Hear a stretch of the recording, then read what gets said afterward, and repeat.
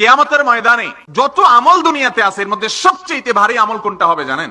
ওয়াজ শুনলে আমল নামায় সওয়াব লেখা হবে না ইনশাআল্লাহ? এটা কিয়ামতের ময়দানে আমল নামায় সবচেয়ে ভারী হবে না। কোরআন তেলাওয়াত করলে আমল নামায় সবচেয়ে ভারী হবে সেটা না। কিয়ামতের দিন আমল গণা হবে না মাপা হবে? কথা বলেন। কিয়ামতের দিন মানুষের আমল গণা হবে না মাপা হবে? মাপা হবে।